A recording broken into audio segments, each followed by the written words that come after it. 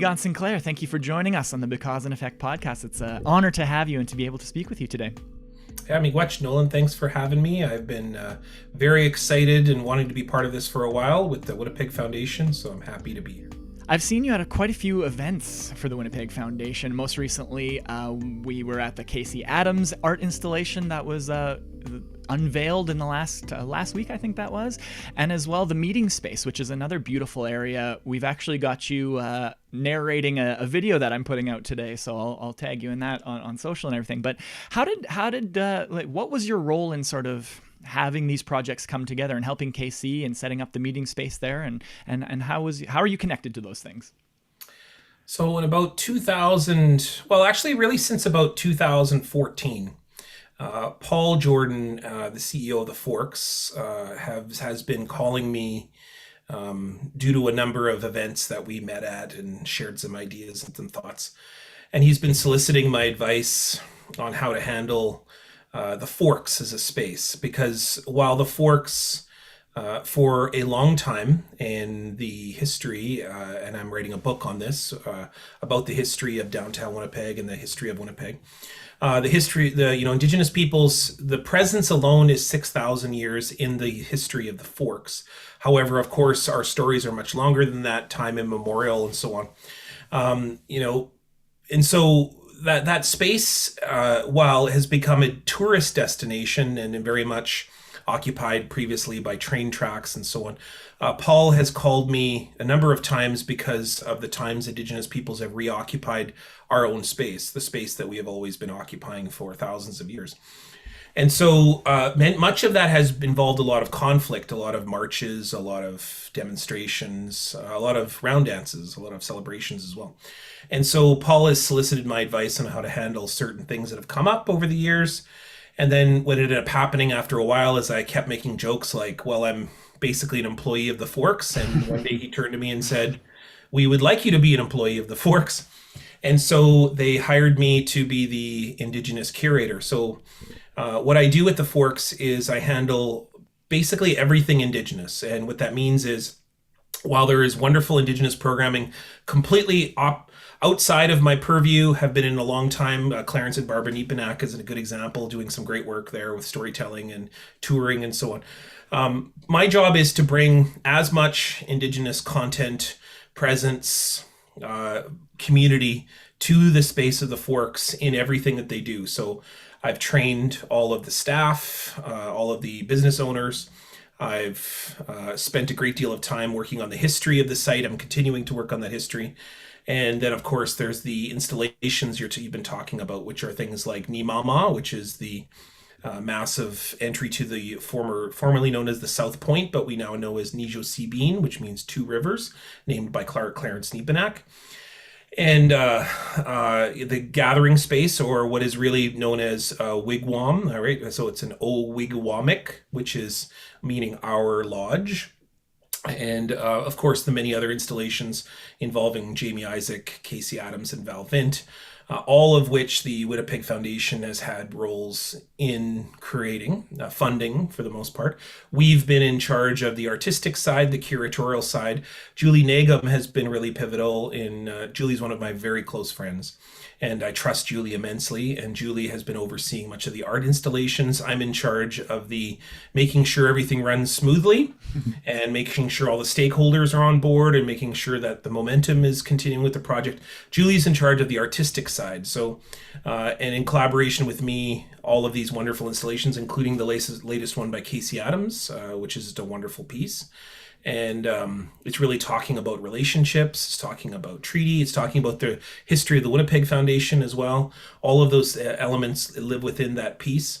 And then, of course, Val Vint's piece, which is Education is the New Buffalo. It's a wonderful piece as well. It's on Niigaan and is right near where the Wigwamic, which is. So, all of those different installations. We've also put up signage throughout the entire site of the Forks in all, you can't do all Indigenous languages of Manitoba just simply because the signs would be so massive. Mm-hmm. So what we've been doing is we've been using a rotation of Indigenous languages throughout the site so that we have presence of Dakota, Anishinaabe, Cree, Michif, throughout the site. So there's been elements that have been existing throughout the site as well. Yeah, probably Dakota the least, only because there's a long history of Dakota peoples in Winnipeg, which really ends in 1783. It's not that they don't use this territory any longer, just that they retreated from this territory. So oftentimes we privilege Anishinaabe, Cree, and Michif in most of the signage that we do today. So, that's just a little bit of examples of what I do at the Forks. It's one of my many titles. Of course, I work for the Winnipeg Free Press as well. So I've been able to bring public attention to the work that we're doing at the Forks. The original name for the Forks, by the way, isn't the Forks. The Cree name is Nestawea, which means 3 points. And it talks about the place that people have always come for thousands and thousands of years, from the north, from the south, and from the west. Well, that history is so important to Winnipeg, to Manitoba, to Canada in general. And you are a wealth of knowledge when it comes to that history and the languages and everything that's intertwined with it. Have you always been passionate about that history, or has that come sort of later in your career? I always feel like I know so little, you know. And people are always saying, like, hey, can you give us tours? Like, I get calls every couple of days to give them for people to meet. I should do running a tour. I should run a tour service or something. But I don't consider myself an expert. I just am a good listener. And I've been able to listen to people, really remarkable people, people like Charlie Nelson, people like Jason Parento, and people like the Niigaans, Clarence and Barbara Niigaans, and the late Mary Richard, just remarkable people who have a great deal of knowledge in the downtown area, from my own family, from Midewin people in my own family, my parents, my aunties and uncles, and so on. And so, I'm a product of this place. I am the most Manitoban of Manitobans. Like, there's nobody more Manitoban than me. And I say that both facetiously, but is the truth, right? Mm-hmm. My father and my father's line comes from Norway House in the north, and also comes from Manicatogan. And so, on each side of Lake Winnipeg, we have presence. And then, of course, coming down, my grandfather was a non-status Indian. And so my father decided to join the Métis Federation in the 1970s, and he became the vice president of the Interlake sector of the Métis. And so, so we have Cree from Norway House, we have Ojibwe from Manicatogan, and my dad, while is not a Métis person, certainly was a part of the Métis Federation. So we have Métis, and many people in my family claim to be Métis or claim status as Métis. So, I got all the bingo card covered, in terms of Indigenous peoples. And then, of course, on my mother's side, British and French. I've got the British family, the Warren family from Regina, going all the way back to Britain, and the Gamache family from the Pas, connected all the way back to France. The Gamache, so French through the Pas, English through Regina. Like, I've got it all. There's nothing. Mm-hmm. The only thing I'm really missing is Dakota Lakota people. That's the only thing I'm really missing. And my other mother, she has deep relationships with the Dakota Lakota peoples. So I got it all in my family. There's nobody missed. And what I mean is that, I've been surrounded by this really vibrant history. And I've been surrounded by storytellers. And I've been surrounded by people who tell me stories all the time. And of course, I come from Selkirk, which in 1907 was a former reserve, and we were forcibly removed off the land, and my family ended up staying. So in fact, we're going to go visit my homestead tomorrow, the original homestead of my family. That was Peguis First Nation? Peguis? Well, yeah, that's Peguis First Nation. Okay, so we were forcibly removed to Peguis First Nation from what was, before known as Selkirk. So, I've been surrounded by storytellers, historians, PhD level elders, And then at the same time, I've also been this product of Manitoba history. I've been this product of people coming together, Indigenous and non-Indigenous peoples. I've also been a product of colonialism, in that I was the product of ethnic cleansing. In Manitoba, we had ethnic cleansing, and we have to call it what it really was. This is not something that happened in the Middle East or in Africa or Asia. This is something that happened right here in Manitoba. People were forcibly removed off the land after having been racially profiled by the Canadian state and targeted, and their land was stolen. That's us. That's my community. Mm-hmm. So I'm a product of removal. I am a refugee. And To take all those terms has been a long journey for me of dealing with my own shame and my own ignorance of having not been taught that history in schools and having to hear it around the tables, around smoking, aunties and uncles sitting in the Friendship Center. Here, I probably heard more from the bingo hall about my own history than I ever did in school. Yeah, that's wild. Because I used to go with my auntie and she'd have 48 bingo cards and she would narrate to me the history of our family. While still keeping track of all the numbers that are being called. Of course. No, that was the most important thing, is keep track of the bingo. Watching some of those grandmas go at it is just like ridiculously impressive. I can barely keep one card going and they've got like literally 36 going. It's wild. I'm so excited to talk to you because you are such a wealth of knowledge. And what you mentioned there was the ethnic cleansing, and I need you to help me sort of wrap my mind around and help me come to terms with what's been going on lately with the discovery and we're finally exposing 5,000 of these children, So a month ago, it was all the rage in my social media bubble. Everyone was saying, wearing their orange shirts, talking about it. And then all of a sudden, last week, it's all Canadian flags and it's people celebrating the country. And I have a hard time putting these two concepts together, because how can I celebrate something that has such a dark and disturbing history? So I'm just wondering your perspective on everything that's been exposed and all of the mass graves that have been discovered, and it's finally in the mainstream consciousness and we're finally talking about it. But now I'm seeing just tweets about Canada and all these people proud to be Canadian, and I can't reconcile the two things in my brain at the same time. So can you help me come to terms with that at all? Well, I don't know if I can help you, but here's what I can tell you is there's lots of pictures floating around of the medal winners from Canada's Olympic team this year. And if you look at the picture of the winners, they're 90% women and African Canadian people, Black people. That's important because what it tells you is two really important stories, that those two groups of people who have been historically disenfranchised in Canadian society are the true linchpins, the true heroes of this year's Olympics. And that is a story that I'm not sure Canadians are ready to talk about or ready to acknowledge or ready to even think about. The fact that white men aren't the defining feature of Canada.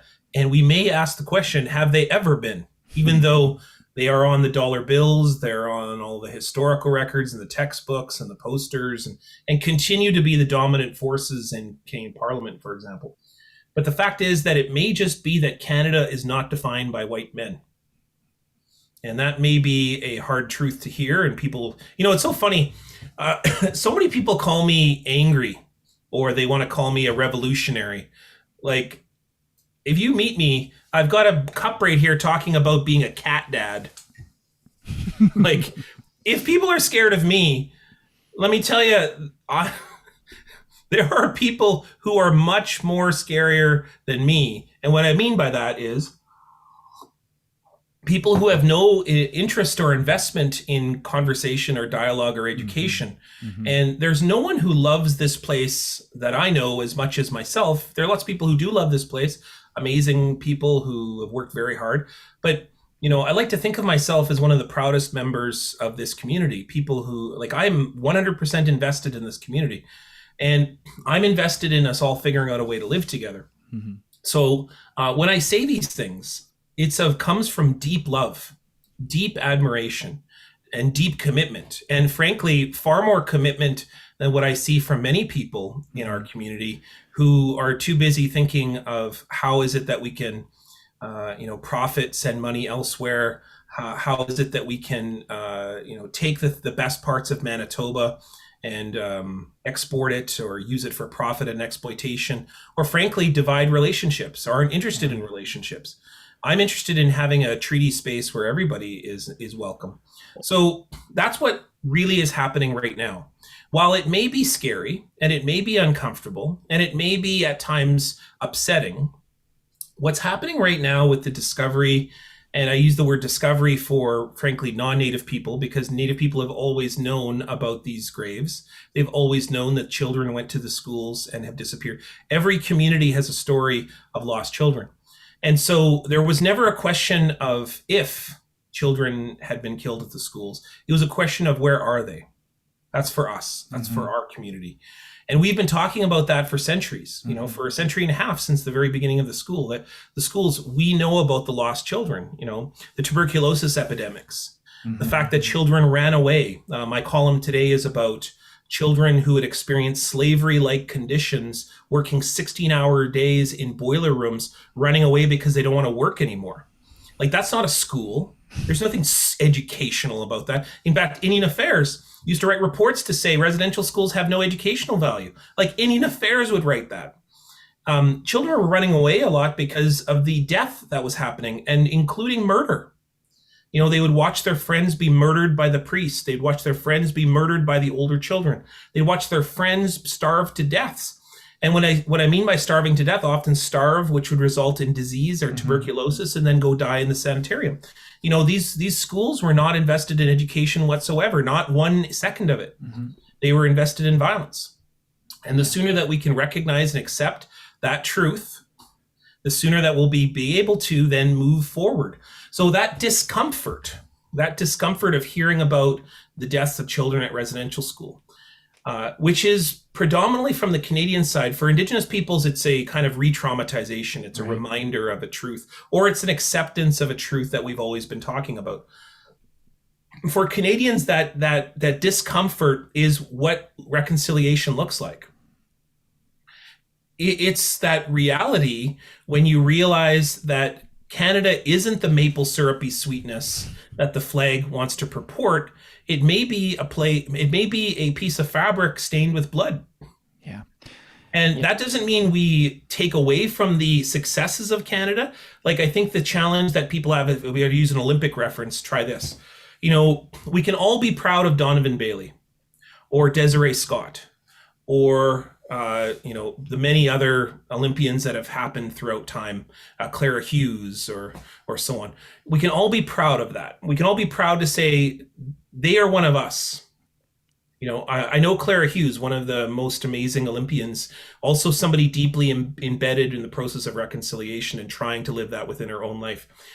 But that doesn't mean that we deny ethnic cleansing or violence or genocide that happened in residential schools. What it does is it gives us a broader breadth of understanding that Canada is a place where many things have happened, complex things have happened. And yes, Canada has been a country built on genocide, built on the exploitation and the theft of Indigenous lands. And that doesn't mean that we somehow erase the successes of Canada. What it does is it tells us more about how the successes came to be. Meaning that those successes might not always be successes. Those successes might have come off the exploitation of a group of people. And that doesn't take away, but it gives us an understanding that with every success, there is also sometimes a cost. Right. And that cost can be violence. So maybe the success is not worth it. Right. Very well said. Yeah, there's a lot to unpack there. I think, yeah, a lot of times the responses to your articles when you say like people kind of come after you instead of address the conversation that you're trying to start. I think that's just indicative of people aren't ready to hear the harsh truths yet. And then they just go after you instead of addressing the points you're making and the conversation you're starting to have and trying to acknowledge the past and the current state of things. Has that been you've been writing for the Free Press since 2018, I think? I'm just going up to my 3rd year, I think. Cool. So what is that like when you see the responses and they don't necessarily, start the conversation maybe that you want to have, or maybe they do, but a lot of the times they're just coming after you or coming after, something that's completely irrelevant to what you're writing about and what you're trying to bring up? Well, first off, you should never define yourself by ignorance, right? So if someone comes at you and they clearly don't know the issue, that's about the level of where I deal with. So for instance, my piece today is about that residential schools had the work that students were doing in school would represent and fits the definition of slavery. Right. And so we need to call residential schools what they are, which is not just places of genocide, but also places of slavery. And so, and then, the amount of ignorance this morning that I have in my inbox because of people just basically don't understand what slavery is. Mm-hmm. And then second is they don't understand that there was no choice of children. I had one piece of email this morning going, because in my column, I talk about how children were forced in the PAW to sell their clothing door to door to make money for the residential school. Well, the whole problem is that the school was radically underfunded. So you had children who were forced to work long days and to be able to fund the school, and basically their own servitude. So that's the definition of what African Americans had to do by picking cotton in the field to support the slave owner to continue the slavery. That is exactly what residential school students were doing. They were selling their wares to build the program to continue their servitude. And so this morning I got an email from a viewer going, well, then by that definition, you call Girl Guides selling cookies slaves. Like, that's about the level. So when I get an email like that, right, I know that the person doesn't understand the issue, and they don't understand. They haven't thought about the issue. And I like to think of myself as asking people to think in ways they've never thought about before, because the Canadian education system has never encouraged Canadians to think of Indigenous peoples as human beings. That's the major problem, is that Indigenous peoples have been taught as basically foils or one-dimensional savages and sitting and throwing spears. Think about your textbook, right? So if you remember your grade 6 textbook, I mean, I teach this with my students. I say, here's my grade 6 textbook. Basically, Indigenous peoples make up the first 5 pages, and then they disappear. Or if they show up again, they're basically to sign treaty or to move off the land. They're basically there only for the purposes of non-native occupation. They're basically there to stand a little bit in the way. That's the Northwest Resistance, Riel and Dumont. And then to get defeated, and then ultimately to sign the treaties to accept and legitimate non-native presence on the land. So that's the story of Canada. Most Canadians have been taught that story, that Indigenous peoples are just kind of footnotes to history. They don't really matter. They're not human beings. They don't have complexity and diversity like people think of, for British people, for example, or English people, or frankly, immigrant people. I mean, at least immigrant people get a bit of a complexity, somewhat anyways. There are racial stereotypes in all groups and so on, but at least people who have immigrant stories can talk about they came from a place, came to here, and now they made a homestead, that kind of thing. For Indigenous peoples, it's basically Indigenous peoples existed, non-native people showed up, and we disappeared. We died off and we disappeared. So I like to think of my work as telling Canadians, think about what this situation is. Here's a situation. I might write about poverty in the North End, for example, right? I might talk about life in tent cities. I go to tent cities a lot with the Mama Bear Clan, so I write a lot about that. I might talk about Indigenous peoples making a business, like at Nietzsche Commons, right? I might talk about a different version of the ways in which we can think about the events of Canada Day this year, where for the first time in history, we see an Indigenous art installation on the grounds of the Manitoba legislature. There is no representation of First Nations people on the Manitoba legislature. Didn't First Nations have something to do with Manitoba? Well, apparently not, according to the legislative grounds where there's no art pieces. Well, on Canada Day, people made the first art piece. They tipped over the Queen Victoria, and they decided to put their handprints, and they decided to edit that statue. I'd say that, and by the way, that didn't cost taxpayers $1, not a penny. Like, name me the last art installation that didn't cost taxpayers $1. Seems like a pretty cool, interesting, and exciting development in our community. Now, a lot of people get angry when I say that. They say, oh, you're promoting vandalism and you're promoting violence and graffiti and whatever else. No, I'm getting people to think. Yeah. I spoke with Winnie Cornmiller I don't know if it was years ago or months ago. COVID kind of time warps a little bit.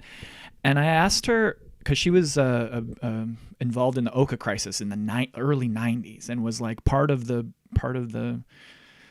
part of the protests there. And I just asked. Also, very famously photographed at the end, having been arrested, right? And stabbed with a bayonet, like insane, absolutely insane. So this was in, the late 2019s, maybe around there. She did an event for the foundation. And I asked her, like, how do you stay vigilant? How do you, after 30 years of fighting for essentially the same basic, acknowledgement, how can you stay optimistic? And you're not always, Mr. Positivity. You obviously have some realism and some real conversations that are happening. But how do you stay vigilant? How do you stay a fighter? How do you stay a warrior for these causes when it's like 2 steps forward, 1 step back, 3 steps forward, 2 steps back, and it just seems like, why does this have to be such a struggle?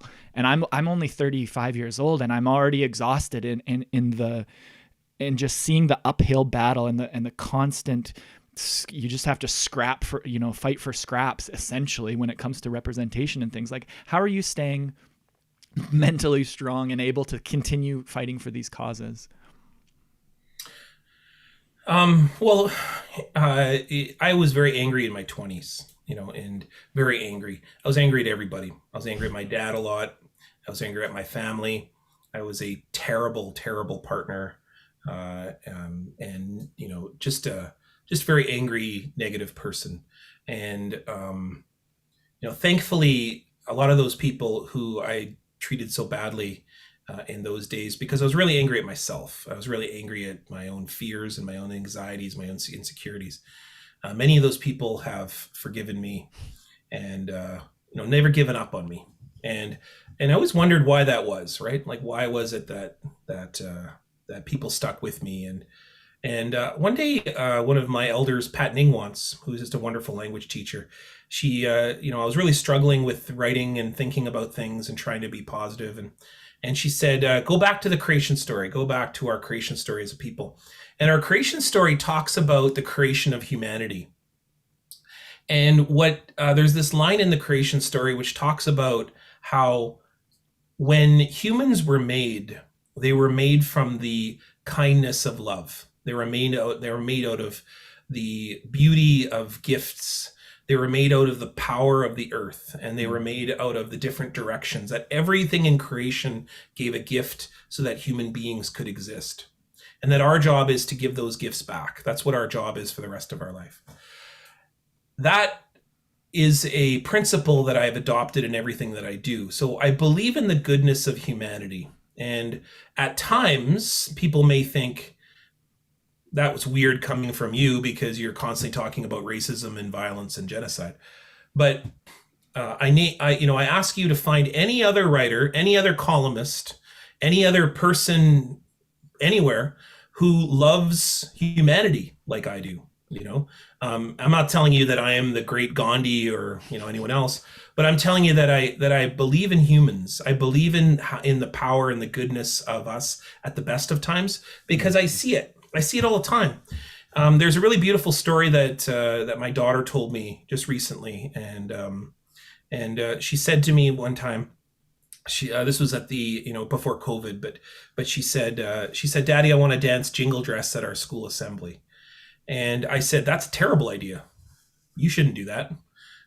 That's a terrible idea." And she said, "Daddy, what do you mean?" And I said, "Well, what if somebody makes fun of you? And what if someone says something mean to you?" Or when I was in school, the people who were the most racist was the teachers, the people who would say terrible things to me, as they're good people, but they had learned obviously terrible things about Indigenous peoples, because they were constantly saying racist things to me and thinking that was like somehow either encouraging, or they'd often say, the most racist thing I ever heard in my life was, "Why are you different? Why are you different than other Indigenous peoples?" And it would be because I liked going to class. Talk about probably the most racist thing you could say. So basically what you're saying is all Indigenous peoples hate class or hate school. Why don't you think about the fact why Indigenous peoples hate school? Then you might think about yourself, that you have something to do with that. But anyways, so I said to my daughter, "Don't do that. That sounds awful." And she goes, "Daddy, I'm going to do it." And I said, "Okay, well, I want you to be prepared for what if someone says something mean to you, or something says something racist to you, or." And she says, "Daddy, if somebody says something awful to me, my friends will get them. Oh yeah.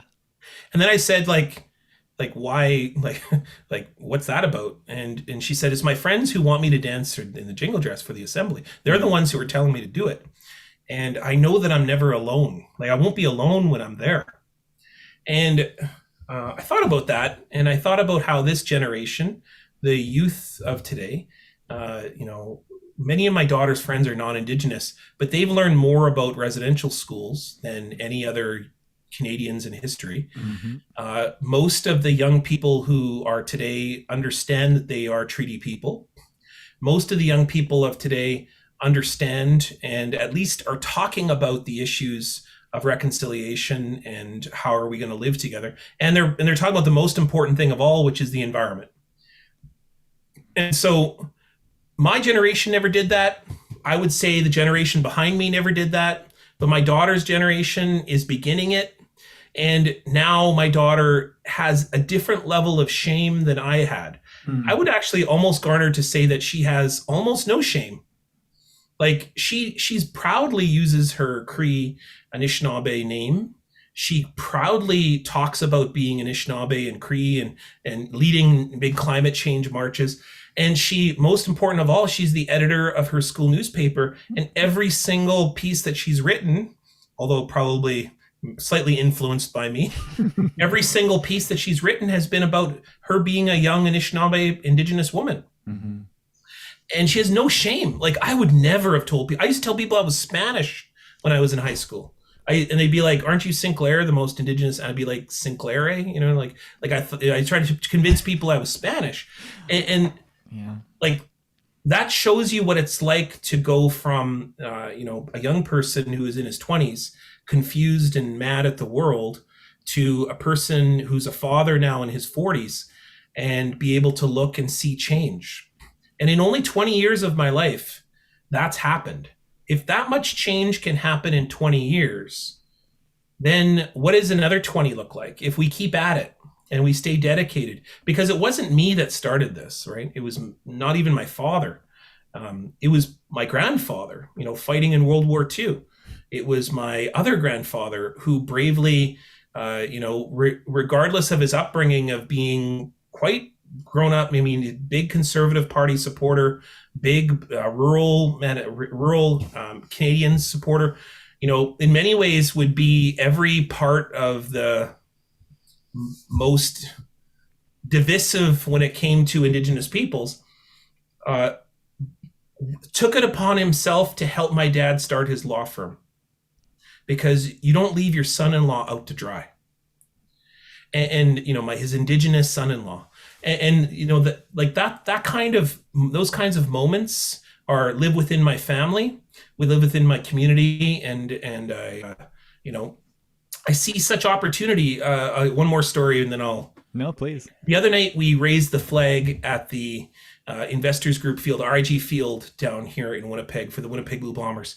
And Wade Miller, who is the CEO of the Winnipeg Blue Bombers, who's a friend of mine, asked me a few weeks before. He said, I want to do something this season, and I want to do something with two things I want to do. I want to do an honoring of Orange Shirt Day, which at the October 8th game we're going to do. All the players are going to come out in orange. We're going to paint the field orange. We're going to we're going to have a real frank conversation of what it means to be Canadian at a football game with arguably, don't take this the wrong way, Bomber fans, but you tend to be a bit older. You tend to be a group of people who sometimes are quite stringent in your views, and the CEO of the Winnipeg Blue Bombers wants to not leave you behind. He wants us all to have a conversation together. And then what he said was, the second thing I want to do is I want to raise the flags of Treaty 1 and of the Métis Nation in IG Field, and I want to put them right beside, as important as Canada, Manitoba. I want to make them as important as everything else. And he said that we're not going to ask for permission. We're not going to apologize. We're not going to, if we make a mistake, we're going to accept it. All we're going to do is we're going to invite Indigenous peoples, and they gave 30 some tickets to First Nations and Métis peoples to come and say, raise the flag however you want. And then 30,000 people cheered it right before the championship banner unveiling. And that's a tiny little thing. It really doesn't mean a lot in this big specter of things, but it shows you the opportunity that we have in this generation in 2021. Just as much as my daughter's friends saying that they'll stand up for her. Beautiful. That actually, yeah, thank you for bringing back a little bit of my optimism, because exact same story. When in my teens and 20s, I was like just such a negative person, and I think starting at the foundation really helped see, and talking to people like you and starting this podcast, and just there are so many good people in the world, and the world is trending in the right direction. We're going in the right way, but I just kind of tend to get a little bit stuck on the negative things that pop up. But thank you. That was a wonderful answer. I want to dig down a little bit into what you mentioned about the next generation and their relationship to the environment, because I think Indigenous ways of knowing, had we followed them for the last 100 years, we would not be in the predicament that we are as far as climate crisis is concerned. Can you speak a little bit to, I don't know much. I know a little bit. I've spent a little bit of time learning and listening to elders and stuff, but I really like the concept of, the river, the rocks, the trees. They are your family members. They are people that we need to support and take care of. And you wouldn't throw your garbage into your neighbor's face. So why are we throwing it into the river? And just basic concepts like that. Can you just talk a little bit about the Indigenous ways of knowing when it comes to the environment, and how we can use that path to sort of guide us forward and trying to preserve and maintain our environment? Yeah, so probably the number one teaching that any Indigenous culture has, almost every single Indigenous culture. I've never heard of one that doesn't, so I don't want to leave it, be totalistic, but I can say that I've never heard of an Indigenous culture that doesn't have a main principle, and the principle is that the local matters, that the earth matters, that the earth is what gives us more than we ever give back. And within our creation story, I talked about that a bit earlier, it talks about being set down when human beings were made, they were accepted and adopted by creation, meaning that we were brought into a family. And we didn't invent the idea of family. The idea of family was gifted to us, meaning that we became cousins. We were adopted as cousins or as brothers and sisters. And so it's not a choice. Like I think one of the biggest mistakes people can do is to call Indigenous peoples environmentalists, because we're not environmentalists. We are lifeists. We believe in life, that the good life, and this is a law that we have called Minobamadzuin, the good life is better when everybody has life. Because when everybody has life, nobody fights, there's no struggle over territories, and almost anything is possible. We can come together, like hold hands and send people to the universe. Like we could do anything if we decide that we're going to work together, right? And we're going to share, and we're not going to create the 1%, right? We're not going to create this idea of have and have nots, but we're going to have everybody be haves. Well, that may sound optimistic, or that may sound rose-colored glasses, but the principle for Indigenous peoples is that when we create life, then we have to share that life around us. And that may be a song or a gift, or like one of the things when we go hunting, that we have to make sure the entire community is fed. It's not about saying, oh, one person gets to keep all the moose meat. No, it's our job to spread the moose meat through the community. One is because your freezer's never big enough. But then the second and far more important is that, it's not our job to hoard. Because if everybody hoarded, then nobody would eat. Because even those who hoard will run out of food eventually, and nobody will share with you. These are basic community principles around how sustainability in life and being a good person. Like this is a whole principle that seems to be lost in Western culture and civilization, which is that nobody wins with capitalism. Like nobody wins with individualism. Nobody wins when you just say, okay, your job is only to fend for yourself, not anyone else, just yourself. Well, if nobody fends for anyone else, then it's all just war and conflict and struggle and competition. And like the fact is that the earth gives us all the time. And when we gift back to the earth, songs or stories or time, or the idea of not tossing our garbage back to the earth, taking care of her as much as she takes care of us, because she will beat us every time. If we give that tiny little bit back, we will give life to others. We will give life to our children and to our community. And if there's air to breathe, life will continue on, right? Not so sure if there's not water to drink or earth to live on, right? That may be what will be running out, is that we have forgotten that there are gifts all around us, and we have to take care of those gifts as much as they take care of us. And the most important principle of all is that like you and I can get along together all day. And this is a basic premise that is in Anishinaabe law. You and I can get along together. We can call it a treaty. We can say, okay, I'm going to give you, a wonderful place to live. You can give me some education, like whatever that might be our exchanges.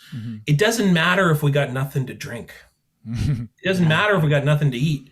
Like, I don't give a care how good the treaties go. We can say we're treating people who are blue in the face, and we literally will be blue in the face because there'll be nothing to breathe. Yeah. Like, so the key here is to understand a really basic principle, which is that when Indigenous peoples are talking about the earth, we're not talking about being environmentalists. We're talking about creating a beneficial world around us based within our own law.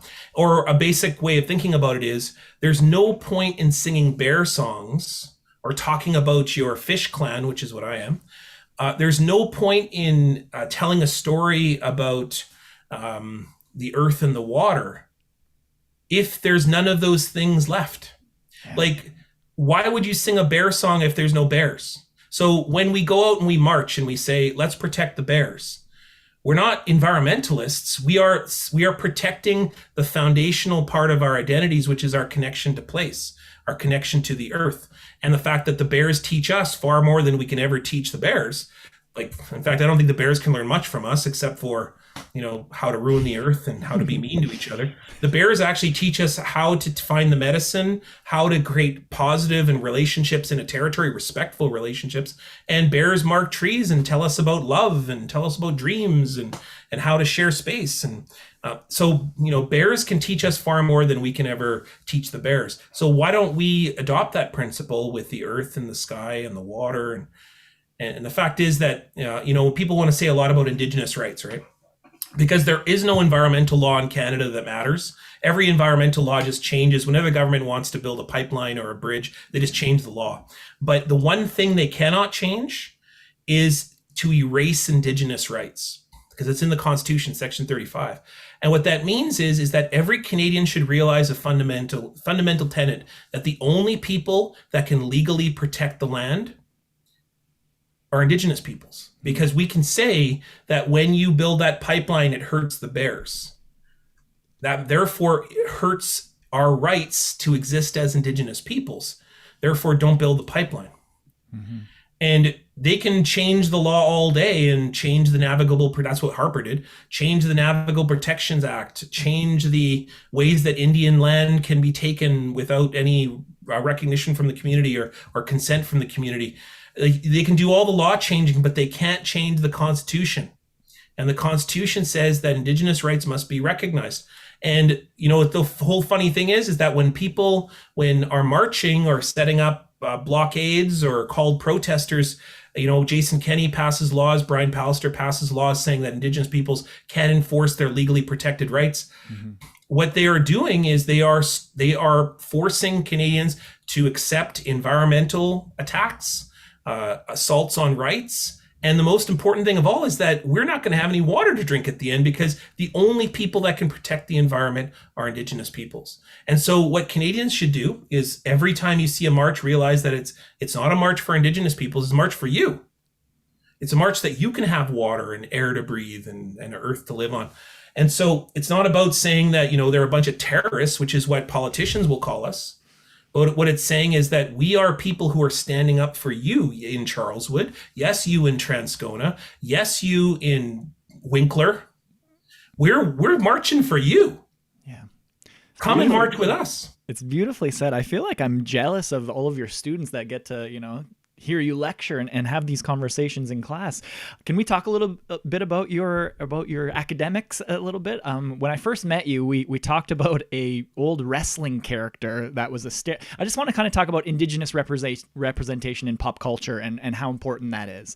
Do you want to tell the story about like Tatanka and the old WWF character? I think when I was talking to you, I was just giving my academic read of the wrestling character Tatanka. But there is this history of Indigenous wrestlers throughout time. And I grew up with wrestling, and honestly, if you go up north in northern Manitoba, there is nothing bigger than wrestling when it comes to the reserve. All the youth, boys and girls, but mostly boys, really get into wrestling because it kind of gets into this kind of a lot of stereotypes, a lot of images, a lot of hyper-masculine images. For sure. I'm not telling you that wrestling is a positive growth, but it certainly is an identity creation for a lot of young Indigenous men like myself. And so when I'm talking about it, what I'm really talking about is like, how do Indigenous men create our identities? And a lot of us are built on those characters, not just Tatanka, but also like Hulk Hogan, like the Ultimate Warrior. I remember my dad watched the Ultimate Warrior when I was a kid, and he said, he sounds Anishinaabe.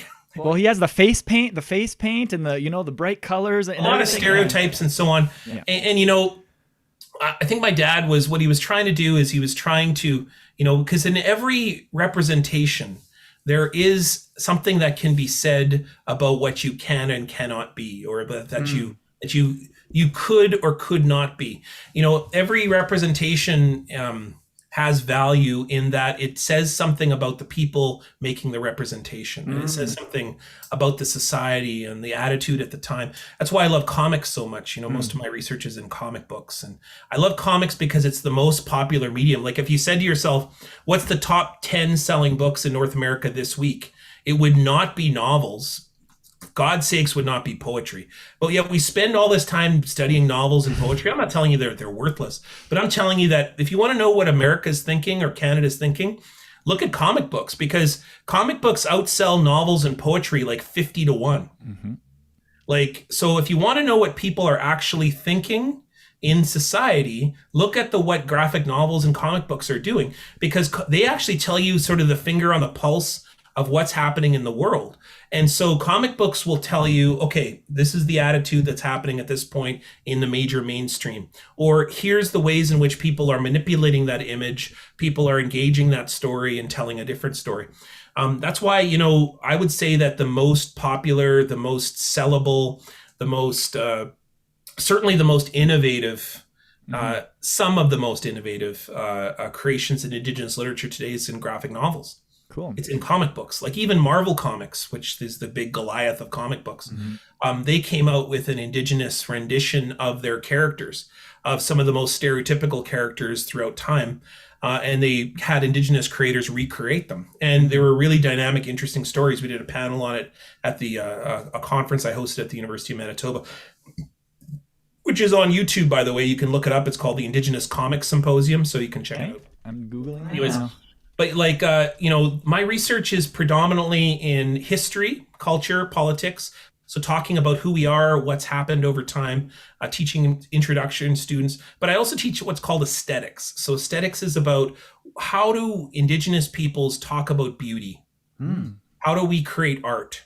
How do we create mediums like songs and poetry, but then, also forms like comic books? Like, what is it that we do within a sense of the beauty, right, or aesthetics, a sense of what's the beautiful?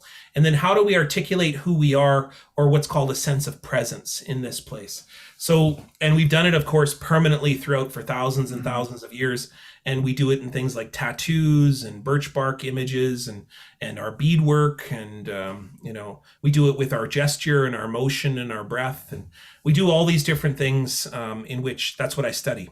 And all different ways of all different ways of telling stories and passing history down, right? And that seems to be something that you're extremely passionate about, is maintaining, remembering, and containing and telling stories that have been passed down to you, or, friends and family and stuff like that. How serious do you take the role of storyteller as one of your many, many hats that you wear? Well, I don't know. I think it's the only hat I wear, really. Because I happened to grow up with who I think was the greatest storyteller I ever met in my life, which was my father.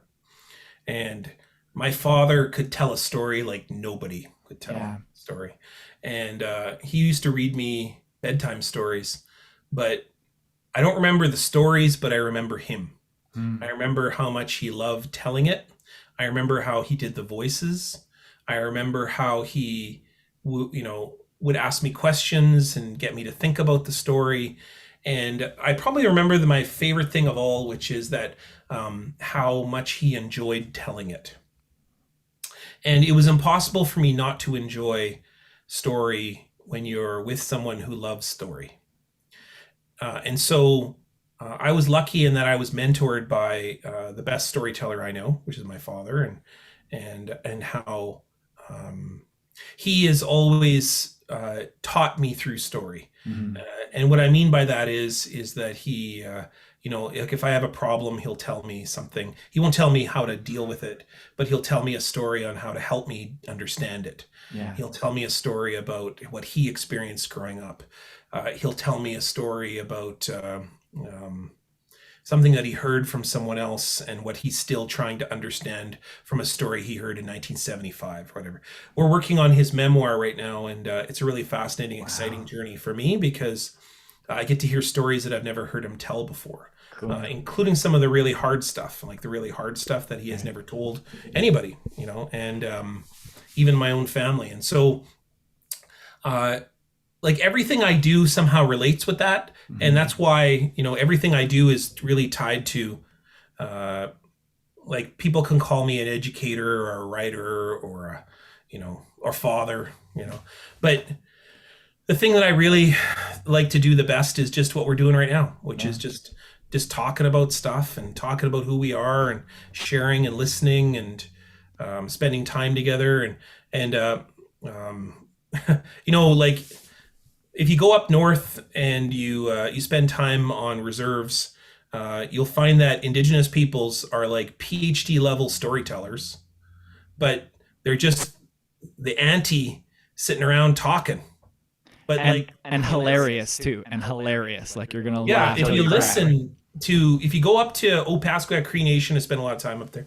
My daughter was born there. Like if you just in one afternoon, I would get more education than I did in my entire graduate degree. Like it would just be remarkable to just listen to the knowledge people have, not just of the land and of like the stuff we can think of as sort of traditional Indigenous knowledge, but like just how to navigate relationships, how to act politically in a small community, how to get work done, like just remarkable stuff. And the ways that people operate with one another is just, far more intricate, efficient than almost any business or corporation or certainly government that I see in urban areas. I see more work being done over a kitchen table in a Cree home than I do in some businesses that I worked in. Yeah, it's because they have to be, right? Like it had to be that way. You had to be more efficient than, And at the end, here's the amazing thing is at the end, everybody's stronger. Like everybody's profited. I think oftentimes when you're in those business models, it's usually one person that profits or two, and then everybody else loses out because it's a competition. When you're in a community where everybody benefits, like that's a model that you think maybe would be able to give a little bit of peace or give us some solutions in a very divided world. Yeah. I feel like the sentence that has been said most on this podcast, probably by me, is it takes a village. And I think some of the modern ways of living and Western ways of living, I've kind of been like, I'll take care of my family, you take care of your family, and leave me alone. And it's like, I grew up in a small town too, out in Russell, Manitoba, and like I have like 6 moms, and you'd go and they'd see me, causing trouble, and they'd say, Nolan, you get home or whatever, right? And it's not just you're on your own. It's everyone takes care of everyone, and I wish that was more ingrained in Canadian culture and in all sides of the spectrum. But it just seems to be kind of like only some pockets of Canada live this way and find value in that. So it's been tough to navigate and watch the discourse kind of happen on a national scale where people are arguing to just be left alone and not be a part of things and just you handle your business, I'll handle mine. Like how do we bridge that gap and get everyone to understand that we're all on the same team here? We're all paddling the boat, so we should be paddling in the same direction. There was a kind of a funny moment. I'm not sure when you were talking, this came to mind is I wrote a column where I said, imagine if Justin Trudeau said, I'm not going to kick out Jody Wilson-Raybould from cabinet. Like, I'm actually going to figure out a way so that we all stay together. Like, and I tell that as an example, not to defend Jody Wilson-Raybould or even defend Justin Trudeau's whatever kicking out of Jody Wilson-Raybould. Like, what if we all committed to each other? Like, what if we all said, there's nobody going home here. Nobody's going away. We're all actually home. We're all here. And that tomorrow we're all going to be here. So no matter how terrible we treat one another, no matter how much ignorance that we have, that we all got to face that together. All the solutions will come from us. Like, it blows me away that the Premier of Manitoba has so little knowledge of Indigenous peoples, like just blatant ignorance of Manitoban history, culture, and then, then doubles down on it. Yeah. And the idea that nobody has stood up to that until very recently, in his own party. Yeah. It blows my mind, but it also blows my mind when people, oust each other from communities and from parties and from, families, for like, because we're all in this together. So like, what did you think? Yeah. Like, what do you think is going to happen? Like, we're all going to have to face each other tomorrow. So that means that, like, for decades, for a century and a half, every Canadian has been taught that Indigenous peoples are worthless, second-class citizens, deficient. Like, did we not think that's going to affect us in some way? Like, did we not think that we got to eventually do something about that? And that's not giving anybody extra or, Indigenous peoples want all these things, or, why do we got to take another session? Or why do we got to do another territorial acknowledgement? Why do we got to do another session where we talk about Indigenous inclusion? Well, like, what did we think? What's the end game here? Yeah. When you ignore and, steal someone's land, commit genocide for 150 years, the pendulum will swing, because we're not just all disappearing. We're not separate. The reality of living together. Yeah. And if this is a democracy, which is like it purports to be, or at times pretends to be, if we truly live in a democracy in which everybody matters, then everybody matters. Mm-hmm. Yeah, I did a Indigenous Canada training through the foundation and just learned a lot. And it all comes down to how you frame it. Because I feel like when we were brought up and educated on residential schools, it was like, oh, that happened to them.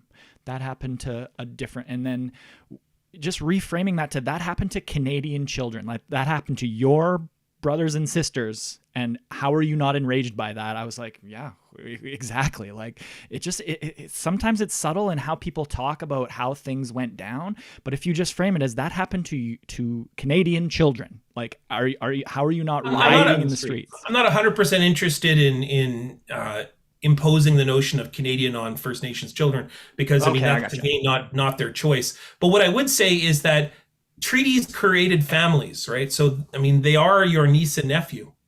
So your family members had those impacts to them.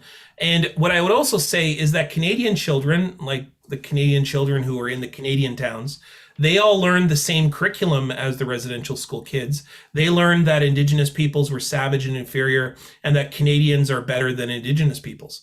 And that is exactly what we see today. Everything in Canadian society is built on two basic ideas. Indigenous peoples are inferior and Canadians are superior, and neither which are true. Yeah. Canadians are not superior. Indigenous peoples are not inferior. But yet we live in a society in which a Manitoba premier, a Canadian prime minister, business owners would have this terrible idea that Indigenous rights are somehow oppositional, or that Indigenous peoples marching down a street talking about a young Cree guy shot in Saskatchewan, somehow that's like anti-white in some way, or the really most horrendous idea of all, which is that Indigenous peoples aren't interested and engaged in having all of our children survive, all of our children thrive and enjoy these wonderful riches around us, and that we could all join together in the march. Right.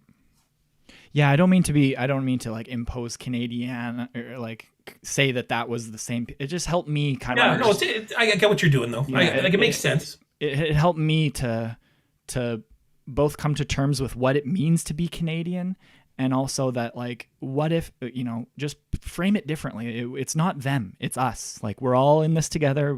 It doesn't matter what you call yourself, or I mean, it does, but like, that's unacceptable. It's just so unacceptable that it just boggled my mind that as a child I wasn't really like, it wasn't framed to me that way. But yeah, no, I don't mean to be. Well, what I do is what I say to people in our community is, the person that you walk by on the street, in whatever condition that they are, they could be wearing a suit, they could be in rags and with trying to collect a quarter from you, or they're both your uncle. They're both your auntie. And that means that we all have a responsibility to be honest with one another, to help one another where needed, to challenge one another, right? Like, it's our job to be in a family where no one's going anywhere. Very well said. Yeah, I think that's a great place to wrap up the first part of our discussion. The last kind of 5-10 minutes is a segment we call Just Because, where I ask the same 7 questions to all of my guests. It's all about the causes that you're passionate about and the effect that it's had on your life. Thus the title, Because and Effect. You okay to do that with us? Yeah, sure. I'm ready. Okay, fantastic. Question 1. What is the very first cause you even remember caring about back 40 years ago-ish? 40 years ago. Ish. I think it was probably hunger, right? Hunger was the one that was probably the most impactful to me. One of the things that my father and my mother always did was bring food to people who were they weren't street people, but they were people who were hungry. There were people in our community who didn't have a lot, and always sharing. Like, that was, so I would say that the number one cause that I saw witnessing growing up is helping others. I can remember when I was a kid, I was a very young kid, and I remember it was an icy night. It was one of those minus 50 degree Winnipeg nights, and we were driving on Salter Avenue in Winnipeg, and I remember my dad suddenly slamming on the brakes and stopping the car right in the middle of the street. And then he jumped out, and we were, I was a kid. I was like, and I remember my sister was in her kid seat, so it must have been like 83, maybe 84. And I remember my dad getting out, and then, I saw him through the windshield helping this guy who had fallen down in the middle of the street. And I didn't know, what he looked like or whatever. I found out later that he was a First Nations or Native guy, and he had been drinking too much, and my dad had just helped him. And then my dad just basically walked this guy into his house, and he was in there for quite a while. And when he came back to the car, I said, "Hey, Dad, where'd you go?" And he said, "I was trying to convince the guy I didn't want to have a drink with him." And so, and it was, like that's who my dad is. My dad is always a person to help others. And so that was what I saw growing up. Beautiful. Great answer. Thank you. Question 2. If money and politics and logistics were no issue at all, you could just snap your fingers and something would happen. What would you do in support of your current number one cause? I would convince every Canadian, or I would somehow, if you're saying politics and logistics are not the challenge, that we don't have to depend on oil and fossil fuels to survive into the next future, that we have many options and technologies that can help us to live sustainably, and that we won't kill one another. Yeah, beautiful. Great answer. Question 3, what's the biggest misunderstanding or stigma about the cause? I think the people think oil and pipelines are the only methods to a life to power happiness. Society. Yeah, to power. And the fact is that is the road to ruin. And fossil fuels will always be the road to ruin. And the problem is that once we get off that, which is an addiction, like fossil fuels is an addiction, the sooner that we can go to rehab and begin to realize that it is an illusion, the world that we live under, and we may just not need all the cell phones and cars and profit that we have, and we all like it, don't get me wrong, like I have a car as well, but it may just be that we all have to give a little to live.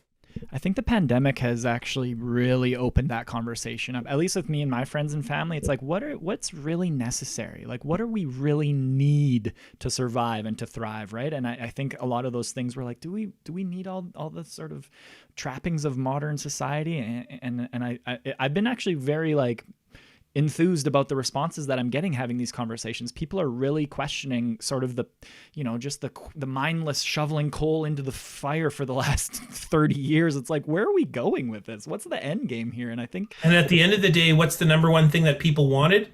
To sit with their relatives in their yard or in a parking lot, or like it never occurred to me.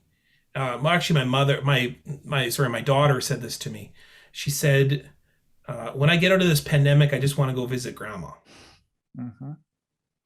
That's all. Exactly. That's all I want to do.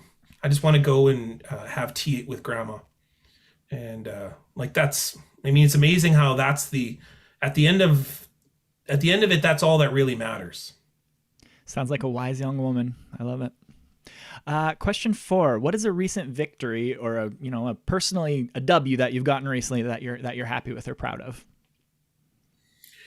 Well, I can tell you that the proudest moment of my career, I think, or of my life, was the lodge that we built at the Forks.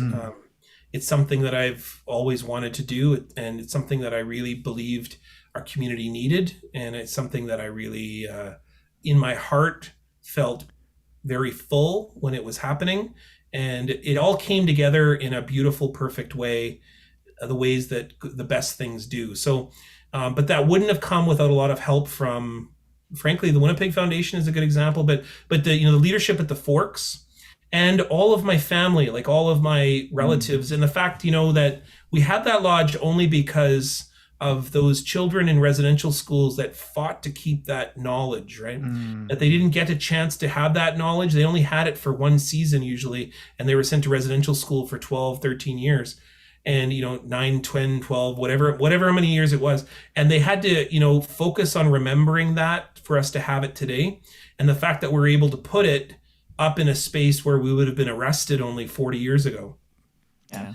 That's significant. I went down there to film a little, just a bunch, just to kind of capture the moment, and it was a really serene. Like I'm not really much for energies or that kind of like stuff, but I could feel it. Just felt it was raining really softly, and it was a really beautiful and serene and just calming sort of an area there. And I don't know, it made me really sort of second guess, like, do I believe in what do I believe in, And it was really nice. But yeah. Great answer. Question 5. What is the best advice that you've ever been given? To make someone laugh is the greatest gift of all. Beautiful. I love it. Do you go out to are you excited to go out to comedy shows again when this whole thing finally shakes down? Oh, I'm a terrible comedian. I tried it, but I can tell you that my favorite part of my being around my family is just how funny we are and how much I enjoy spending goofing around with my sisters and how that's my favorite part of. And it was my dad who gave me that advice when I was young. He said that the greatest gift you can give somebody is make them laugh. My best friends in the world are the ones who make me cry or, make me laugh till I cry. So yeah, I love that answer. Beautiful. Question 6, staying on the advice train. What advice would you give your 10-year-old self if you could go back in time and talk to him? I'd tell him to worry less, because everything he's worrying about is not as much worry as you think. And the things that I wouldn't go back and change anything, but I can tell you that I obsessed a lot about things that were completely out of my control and that I couldn't change. And the best things that have ever happened are things that I just put my hands up to creation and said, well, whatever is going to happen is going to happen. And the very best things that have ever happened are because of the people that I've met and the people that I've worked with and the relationships that I've built. And so, the greatest thing that I've ever happened, like I never planned on being a dad. But yet it's the greatest thing that's ever happened to me. And so when it happened, I just put up my arms to creation and said, I don't really know what the heck I'm doing here. I don't really know if I'm going to be a good dad or not. I'm super scared of it, but I'm going to try my best, and I'm going to use the things that I think I know are right. And every day, my little girl teaches me, she's not little anymore, she's 15, but like every day she teaches me the very best parts of myself. Beautiful. Love it. Niigaan, thank you so much. I really treasure, and I'm so grateful that I get to have these conversations, and I've got to meet you and get to know you a little bit. So thank you very much. The last question is usually the hardest one. It's, what do you want to be remembered for? I would love it if something I wrote, okay, so I had a moment about, I don't know, a week ago, maybe less actually. I think it was Friday night, maybe Thursday night. Thursday night, and I was in the I did the Treaty 1 and Métis flag raising at the Winnipeg Blue Bomber game, and of course it's the first time you're with all those people, and a lot of them weren't wearing masks, and so it was very anxiety. I was wearing my mask the whole time, and somebody recognized me, and it was one of my students, and she had taken my class back in 2012, my very first year that I was a professor. And she came up to me and she said, "Oh my God, I can't believe it's you. You taught me in my first year class, and it changed my life." And that's it. Then she just walked away. And like, that never gets old. No kidding. Yeah. Like, that never gets old. Like, the idea that as a teacher, somebody comes back to you and just remembers you, or you said something that was helpful, or that you said something like the most important thing of all, which is that I love you, and I believe in you, and I care for you. Those moments, if that's all I'm remembered for, is that I said something kind to somebody at one point, or that I helped them, or that I helped build the relationship. And if that's something I wrote, or something I said, or something that I did, then that's good enough for me. I mean, I don't like to give any illusions that I'm going to be remembered for anything in this life. What I do hope is that I'm remembered for doing some things that help make people's lives a little bit better. Beautifully said, Niigaan. Thank you so much, Miigwech. Appreciate your time. I cannot express my gratitude enough for just being able to hear your wisdom and just listen in awe about all your perspectives and all your history and all your stories. So thank you so very much. I really appreciate it. Yeah, well, Miigwech, Nolan, thanks for having me. And this was much more in depth than I thought it was going to be. We never really know where it's going to go, but you lived up to the hype. So thanks so much. Miigwech, thanks for having me. And I look forward to seeing it whenever it comes up online.